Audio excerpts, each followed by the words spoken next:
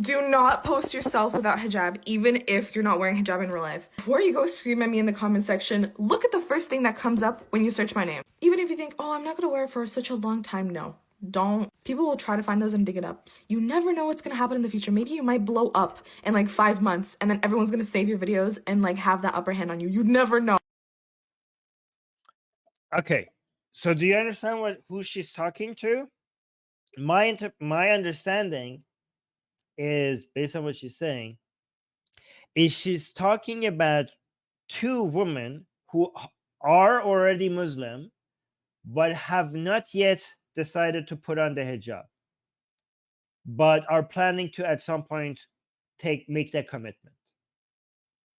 And she is warning them to do it right away because their pictures without hijab is online, and she has become famous. So this is a viral video, and she's like big on TikTok right now, and her videos are getting millions of views and hundreds of thousands of likes.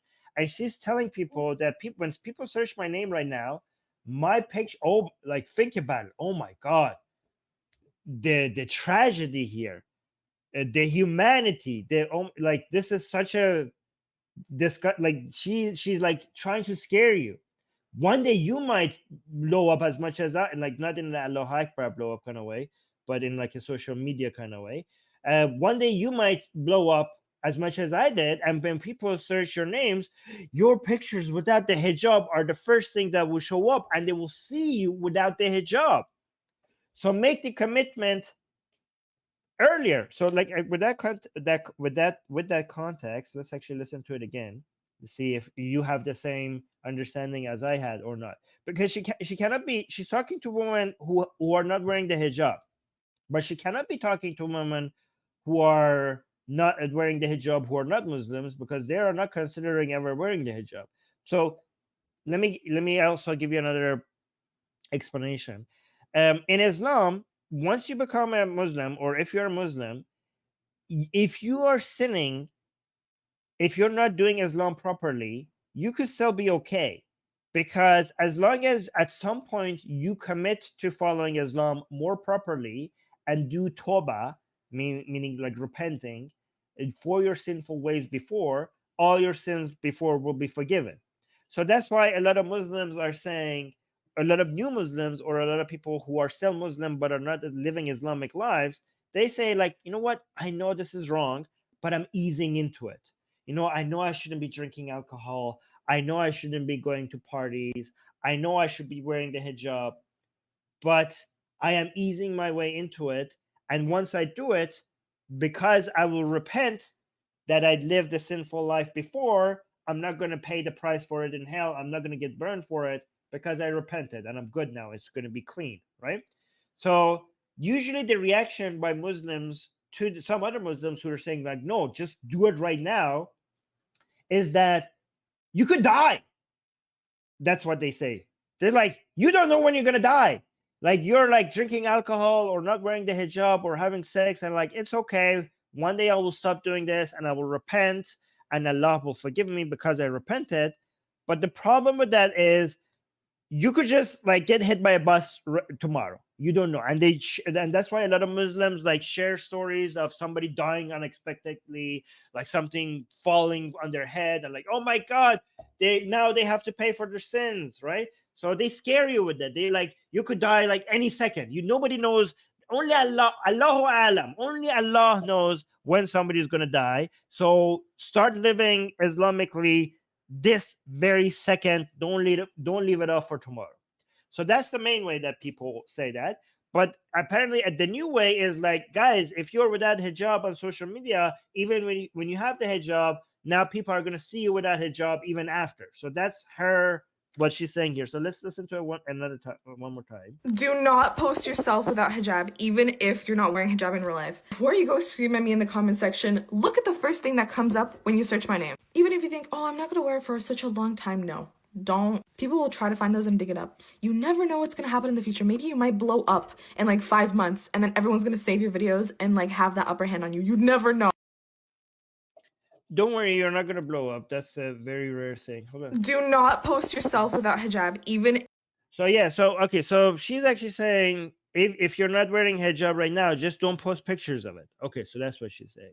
If you're not wearing hijab in real life. Before you go scream at me in the comment section, look at the first thing that comes up when you search my name. Even if you think, oh, I'm not gonna wear it for such a long time.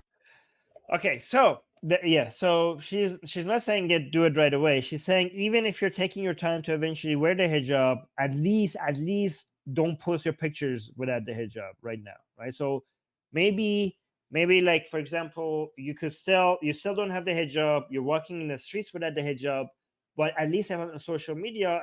Why would you post your pictures anyways if you're wearing the hijab? Like, nobody can tell that like, what's the point? I mean, you do have beautiful eyes to be. Okay, guys, what do I do if I'm a Muslim woman and people are attracted to my hijab? I've been asking that for a long time, and nobody is giving me a proper answer, right? Because the point of hijab is so that men are not attracted to you, and that is supposed to give you security and stuff. And I will show you the Quranic verse that shows that this is about attraction, because a lot of people think that this is my culture, this is my identity, blah blah blah blah blah. But the hijab has two purposes. One is to separate free Muslim women from women slaves, to show that you are a free property of a Muslim man. Well, not property in the sense of a slave, but property in the sense of a higher form of property, right, than slaves. So, in the same way that Islam teaches adult Muslim women to wear the hijab, um, it also teaches you for slaves to not wear the hijab. Like Muslims, not Muslim, slaves of Muslims, female slaves of Muslims who are technically sex slaves, are forbidden from wearing the hijab because they should not be looking like free Muslim women, right? So the main purpose is to show that you are the wife or daughter of a Muslim man and you're a free Muslim woman and you're not one of the slaves. That's the number one. The second purpose is to protect the property, a higher end property, like the slaves are lower end property and the wives and daughters are high end property. To demonstrate that, to protect you from the gaze. So you don't need to protect your slaves from the gaze of men, because you actually might want to attract other men to look at your slaves, because then you could sell them for a higher price. So you see, basically the categorization of your properties are my wives and my slaves. My wives are only for me, because the wives are supposed to be show demonstration of unity with another tribe, my standing within society, and it's specific is for me and only me and no one else. So I'm trying to protect this property, which is not sellable, from other men, right? But then you have other properties who are slaves. These are, you could use them to have, sex with. You could sell them. You could do whatever you want with them. You could take their lives. You could treat them in different ways, right? However, these take their lives in specific cases, not all cases. Like, we will we could get into those details later, right?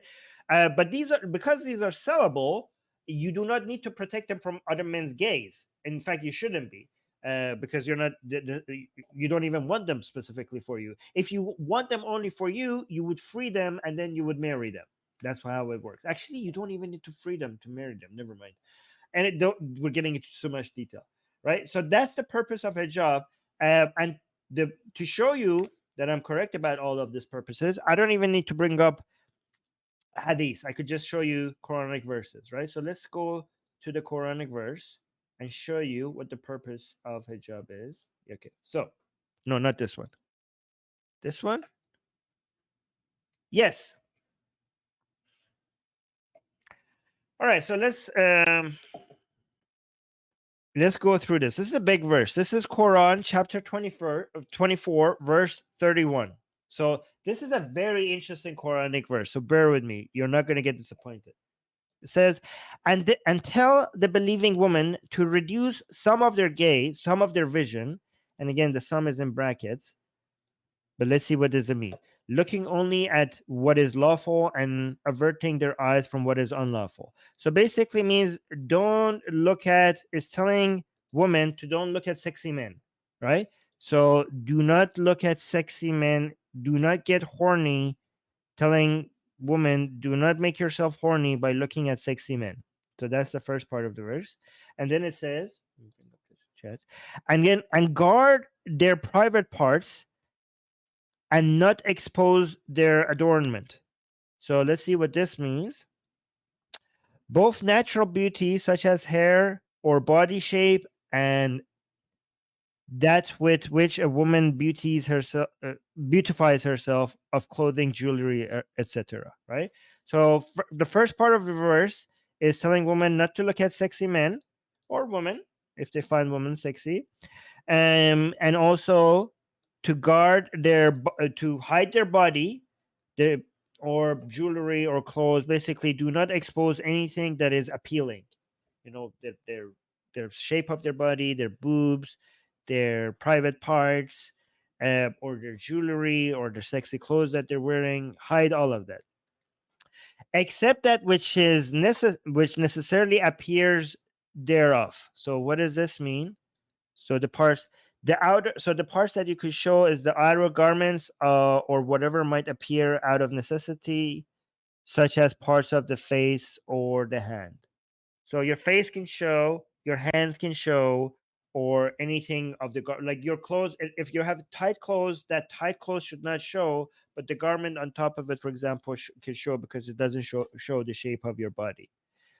And to wrap a portion of their head covers over their chests and not expose their adornment, i.e., beauty, except for to their husbands. Oh, here's the now it gets very interesting. Okay, the people that can, so all of these things that you're supposed to hide, your beauty, your body, everything except your hands and face, your jewelry, the shape of your body, and all of that you need to hide, but you don't need to hide it from certain groups of people.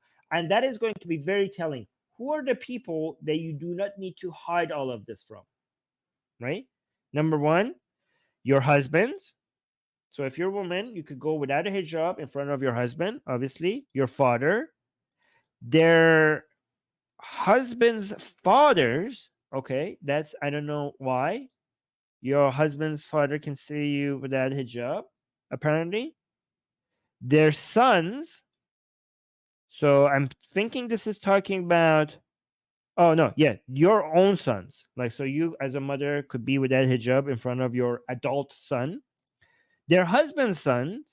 So step son. So I don't know if this should be, I question this because the husband's father might really like the wife. So I don't know if you should do this. A lot of, I've been told, based on the categories on adult films, a lot of people are into their stepmother. So I don't know if this part is okay, which is their husband's sons. So you can be without a hijab in front of your husband's sons that are not your own sons, your stepsons.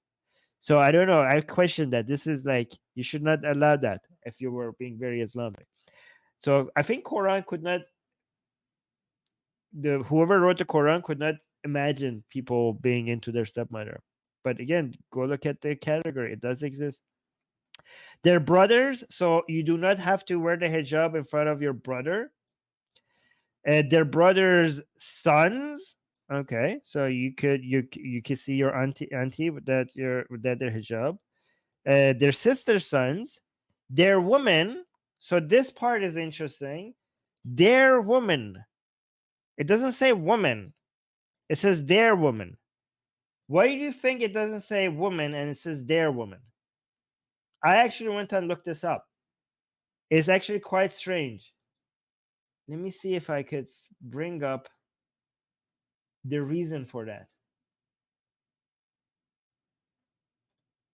This is very interesting reason. So you're not supposed to, you shouldn't have to wear the hijab as a woman in front of any woman.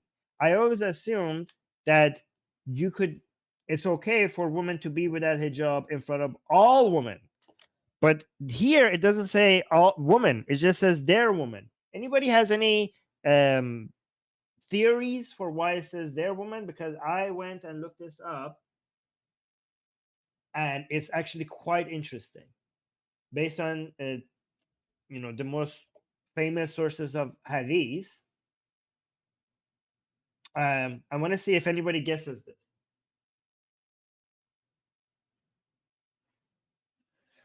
No. Their woman is talking not about sex slaves.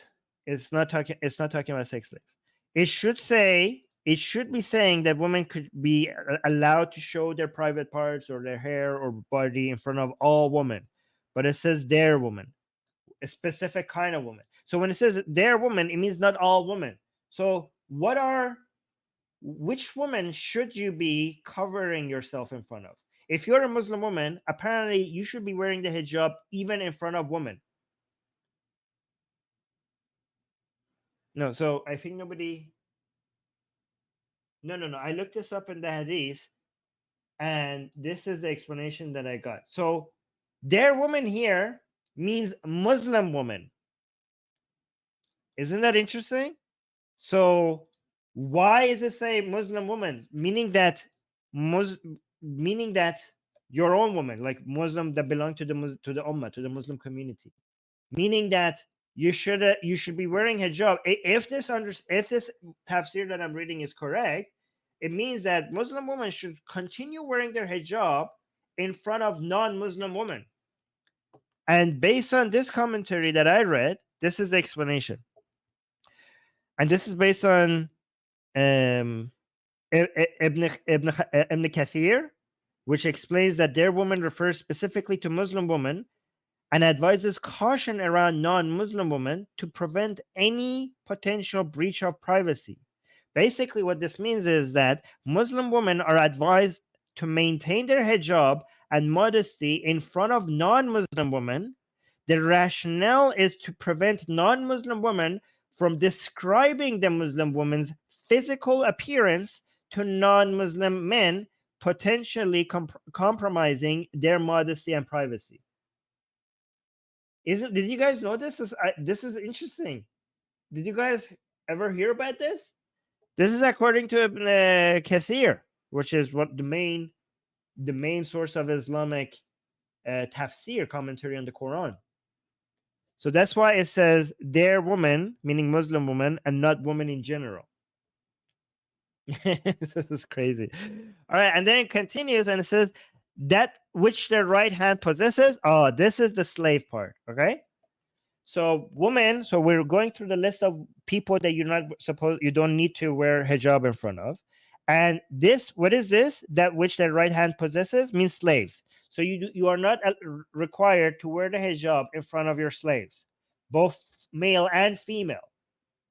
Right? You don't have to worry about your male slaves becoming horny because they're seeing you. It doesn't matter. They don't have any agency. They could get horny all they want. They would not dare do anything to you because they will be like, they're slaves. Like they will be put in their place, right? So it's interesting because look at the two things that they are right next to each other, right? So apparently you are supposed to wear the hijab to protect your privacy from non-Muslim women, but male slaves you could be without hijab in front of. Isn't that interesting? So if you have a male slave as a woman in Islam, if you have a male slave and a Christian woman, you should wear the hijab in front of that Christian woman, but you do not need to wear your hijab in front of your male slave. You could be even naked in front of him. You could be walking naked in front of your male slave, but you should cover everything in front of a female Christian because you cannot trust her. She might go and describe your beauty to a Christian man. Oh no. Right? Weird. Or children. You don't need to wear your hijab in front of children. And this part is very interesting. Children who are not yet aware of their private aspects of women. So children who are basically, so this is actually very intelligent by the Quran. It says, or children who are not yet aware of private aspects of women. because I think the Quran knew some kids get I had sexual desires. I specifically had sexual desires. I noticed women being sexy since I was 4 years old. 4 years old, right? I remember when I was 4, I would go during when people were invited to our house, when there were parties and stuff. I would go hide under the couch and table so I could watch women's legs, and that's what I would do. That as a 4-year-old. So I think the Quran is saying, when it says children who are not yet aware of their private aspects of women, because the Quran knew about kids like me, that we were like we got horny early, right? So maybe what it's saying here is that if these children are like me, you need to wear the hijab in front of these damn kids as well. These kids that have that mindset early on. So if you notice that these children do not have sexual desires, then you do not need to wear the hijab in front of them.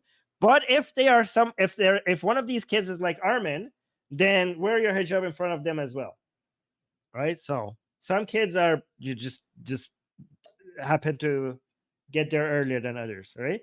And so yeah, apparently the Quran was aware of that. And let them not. Oh, here's it gets actually even more interesting. It says, and let them not stamp their feet to make known what they conceal of their adornment. This is talking about jewelry that you wear around your ankles, and if you stomp your feet, because you could wear jewelry as a Muslim woman, but you should hide it because nobody should see that. Okay, and if you're wearing jewelry around your anklet and you're hiding it, do not walk in a way that will make that the jewelry will make sound. So you're supposed to hide the jewelry, but you're also supposed to hide the jewelry from making noises.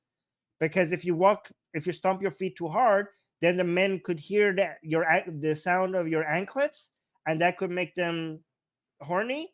So do not walk so in a way that people could hear that. Where was the part? Or children who are not yet aware of their private aspects, and let them not stamp in the feet to make known what they conceal of their adornment, and turn to Allah in repentance, all of you believers, that you might succeed. There's one part that is missing: their woman and which their right hand possesses, or the male attend. Oh wait, I forgot this part. I was looking for this part. Where is that part that I wanted to highlight the most? Okay, I skipped this one. So between the slaves and the children, there was this one that makes it clear what the purpose of the hijab is, right? Or those males attendants having no physical desires. So if you happen to be a man who's asexual, so the asexuals are mentioned in the Quran, men with no sexual desires, right? I don't know if it's talking about gay men or just asexuals. Is it talking about sexual desire towards women or sexual desire in general? This could be talking about gay men as well. I don't know. Does this mean that women can show up without hijab in front of gay men?